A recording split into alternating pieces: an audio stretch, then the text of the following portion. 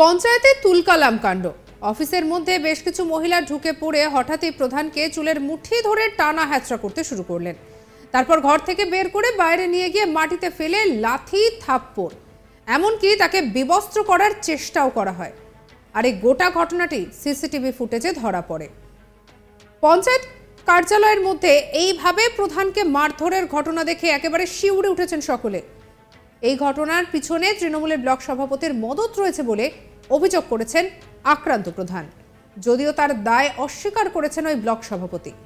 আর এই ঘটনার পর থেকে এই এলাকায় একেবারে উত্তেজনা ছড়িয়ে পড়ে।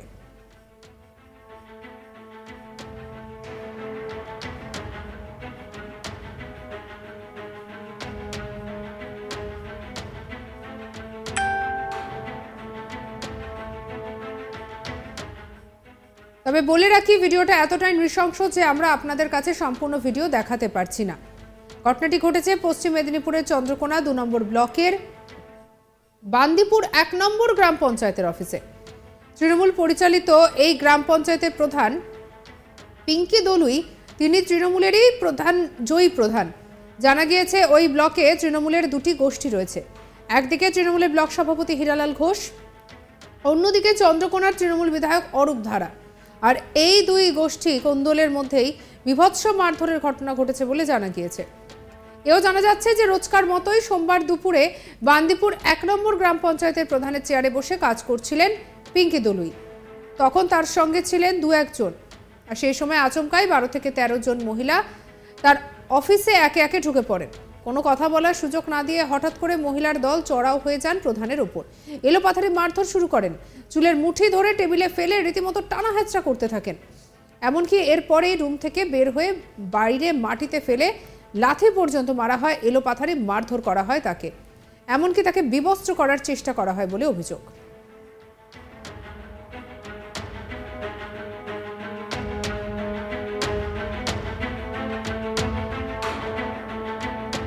অভিযোগ চন্দ্রকোনা 2 নম্বর ব্লক তৃণমূলের সভাপতি হীরালাল ঘোষের মদতে ওই মহিলারা সম্পূর্ণ ঘটনাটি ঘটিয়েছে। ওই মহিলারা দীর্ঘক্ষণ ধরে মেরে পিঙ্কিকে রাস্তায় ফেলে দেয়, এমনটাই অভিযোগ পঞ্চায়েত প্রধান পিঙ্কির। কি বলছেন শুনবো।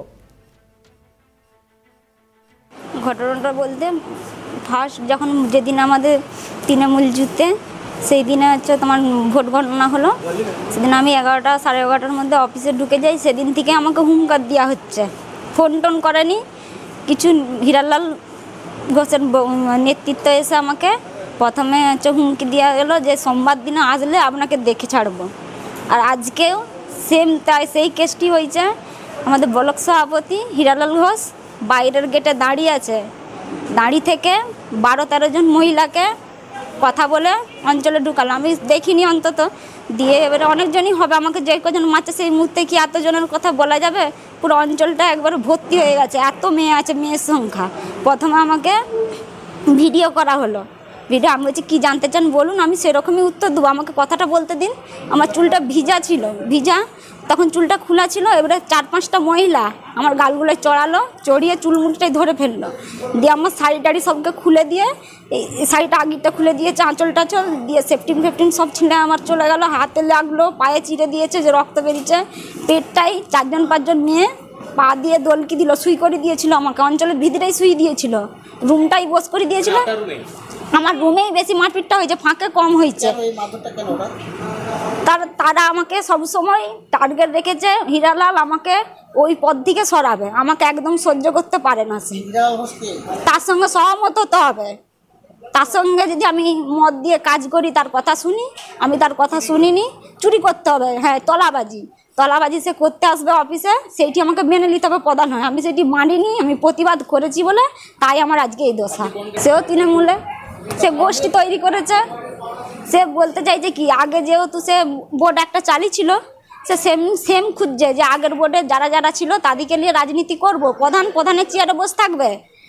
আমাকে তার কথা শুনতে হবে, মোট কথা প্রধানের মূল্যই নাই সেখানে তার। আপনি আপনাদের ব্লক সভাপতির কথা শুনে চলেন? হ্যাঁ, আমি চলিনি, তাই আমার এই দশা। আপনাকে যারা মারধর করেছে তারাও তৃণমূলেরই করবে? তৃণমূলেরই করে, তার ওই তো গোষ্ঠী তৃণমূল হয়েছে, কিন্তু গোষ্ঠী হীরার দিকে কিছু লোক আছে, দুটো গোষ্ঠী যা হলে হয়। আজকে বাইরে ছিল, কিন্তু অঞ্চলের ভিতরে দাদা ঢুকেনি। দাঁড়িয়ে থেকে করেছে? হ্যাঁ, দাঁড়িয়ে থেকেই করেছে। আপনার কিভাবে উদ্ধার করে নিয়ে আসলো কারা? স্টাফেরা আতঙ্কিতভাবে তারা গায়ে হাত দিতে পারেন, তারা যেহেতু মেয়ে ছিল আর বেশিরভাগ স্টাফ তো ছেলেরা ছিল বলে তার জন্য মেয়েদিকে আক্রমণ করতে যায়নি, যাতে অন্যরকম হয় বলে তার জন্য। এবার তারা অঞ্চলে সব স্টাফই ছিল, 2টি মহিলা আছে আর আমি আছি, তিনটি মহিলা আর বাকি সব ছেলে ছিল। আর যারা হিরালালের নেতৃত্বের জন্য যারা কাজ করতে আসছিল তারা পুলিশকে জানিয়েছিলেন বিষয়টা? বড়বাবু ঢুকেছিল, বড়বাবু আবার উল্টো আমাকে অন্যরকম বলে দিয়ে চলে গেল। আমি যত চিৎকার করে করে বলছি, আমাকে এসে বলছে তোমাকে কি লেগেছে, লাগলে তো তুমি চিৎকার করতে পারতে নি, এরকম করে বলছে। এসে গিয়েছিল, তারা মারধর করার পরে তারপরে অনেক পরে এসেছিল, এসে দেখে গেল, 2-4 কথা বলে গেল, আপনি চিৎকার করছেন কেন, আপনাকে লাগেনি বলে তো চিৎকার করছেন, নাহলে কি চিৎকার করতে পারতেন। ঘটনায় ইতিমধ্যেই দেখা গিয়েছে শোরগোল। আর এই ঘটনায় স্তম্ভিত গ্রাম পঞ্চায়েতের কর্মীরা, ভয়কেও মুখ খুলতে নারাজ। এদিকে এই পঞ্চায়েত প্রধানের যার বিরুদ্ধে অভিযোগ, সেই হীরালাল বাবু কি বলেছেন শোনাবো আপনাদের।